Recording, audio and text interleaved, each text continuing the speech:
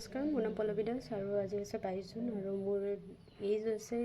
24 years 11 month 11 days আৰু আজি মই দেখাম মই কেনেদৰে ডে শেডিউল বনাওঁ আৰু কি কৰোঁ সেইখিনিৰ ওপৰতে ভিডিঅ'টো হ'ব আৰু ফিক্সড কিছুমান টাস্ক থাকে সেইখিনি ডেইলি কৰিব লগা হয় আৰু সেইখিনি ডেইলি কৰা হয় যদি ভিডিঅ'টো ডে শেডিউল হৈ যায় কালি সেইখিনি কাম কৰা নহ'ল তো আজি দেখাম যে কি কৰিলোঁ আৰু এতিয়া লাইট গুচি গ'ল কাৰেণ্ট গুচি গ'ল তো ভিডিঅ' কোৱালিটি অলপ বেয়া হ'ব পাৰে ঠিক আছে তেনেকৈ ভিডিঅ'টো ষ্টাৰ্ট কৰি দিওঁ তো দেখাওঁ আজি মোৰ ডে শেডিউল কেনেকৈ বনাওঁ আৰু কি টাস্ক লওঁ আজি কেনেকৈ কমপ্লিট কৰিব পাৰোঁ সেইখিনিৰ ওপৰতে হ'ব আৰু আজি কি টাস্ক কমপ্লিট হ'ল মই নেক্সট ভিডিঅ'ত জনাম যে মোৰ এইখিনি টাস্ক কমপ্লিট হ'ল তো ভিডিঅ'টো ষ্টাৰ্ট কৰোঁ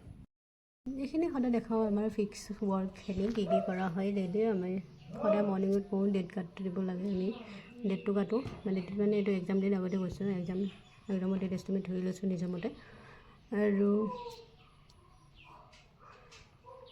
ইউজ কৰা হয় এইখিনি গোটেইখিনি আগতেও দেখুওৱা হৈছে এইখিনি কৰা হয় ডেইলি এইখিনি ডেইলি টাস্ক কৰিব লাগে মানে তাৰপিছত আৰু এটা দেখাইছোঁ আমি ডেট কাৰ্ডটো কেনেকৈ বনাইছোঁ সেইটো দেখাম আজি